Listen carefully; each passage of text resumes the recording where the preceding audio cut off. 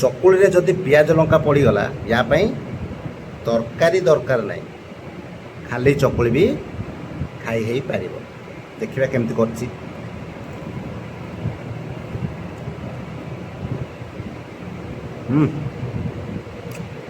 ବହୁତ ବଢ଼ିଆ।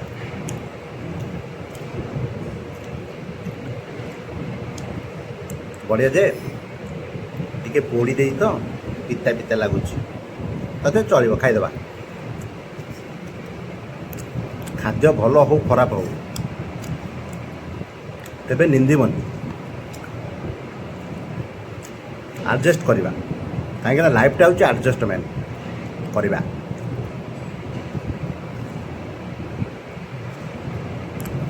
ଯାହା ହଉ ସକାଳୁ ଉଠି ଆମ ପାଇଁ ଗଣ୍ଡେ କରିକି ଦେବେ, ସେଇଟା ହେଉଛି ବଡ଼ କଥା।